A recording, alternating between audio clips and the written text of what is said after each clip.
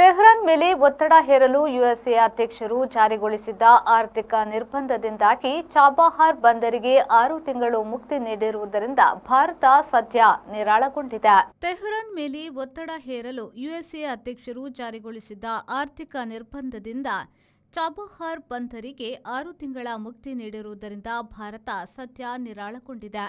Russia ಮತ್ತು ಪಶ್ಚಿಮ Asia ಜೊತೆಗಿನ ಭಾರತದ ಹಡಗು ಸಂಬಂಧಿ ವ್ಯವಹಾರವು ಬಹುತೇಕ ಚಾಬಹಾರ್ ಬಂದರು ಮೂಲಕ ನಡೆಯುತ್ತಿದೆ. ಭಾರತವು ಚಾಬಹಾರ್ ಬಂದರು ಅಭಿವೃದ್ಧಿ ಮತ್ತು ಬಳಕೆಗೆ $37 ಕೋಟಿ ವೆಚ್ಚದ ಒಪ್ಪಂದವೊಂದನ್ನು ಇರಾನ್ ಜೊತೆಗೆ 10 ವರ್ಷಕ್ಕೆ ಮಾಡಿಕೊಂಡಿದೆ. ಕಳೆದ ವರ್ಷ ಈ ಒಪ್ಪಂದವು ಯುಎಸ್ಎ ಆರ್ಥಿಕ ನಿರ್ಬಂಧದಿಂದ ತೊಂದರೆಗೆ ಸಿಲುಕಿತ್ತು. ಅಲ್ಲದೆ ಚೀನಾವು ಪಾಕಿಸ್ತಾನದಲ್ಲಿ ನಡೆಸುವ ಬಂದರು ಅಭಿವೃದ್ಧಿಗೆ ಪೈಪೋಟಿಯಾಗಿ ಭಾರತವು ಚಾಬಹಾರ್ ಬಂದರು ಒಪ್ಪಂದ ಮಾಡಿಕೊಂಡಿತ್ತು.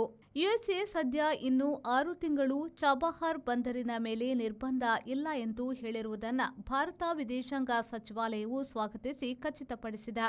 ಚಾಬಹಾರ್ನಲ್ಲಿ ನಮ್ಮ ಕೆಲಸ ಮುನ್ನಡೆಯಲಿದೆ ಎಂದು ವಿದೇಶಾಂಗ ಸಚಿವಾಲಯದ ವಕ್ತಾರ ರಣಧೀರ್ ಜೈಸ್ವಾಲ್ ತಿಳಿಸಿದ್ದಾರೆ. ಶಹೀದ್ ಬೆಹೆಸ್ತಿ ಟರ್ಮಿನಲ್ ನಿರ್ವಹಣೆ ಭಾರತದಾಗಿದೆ. ಇದು ಅಫ್ಘಾನಿಸ್ತಾನಕ್ಕೂ ಉಪಯುಕ್ತವಾದುದಾಗಿದೆ.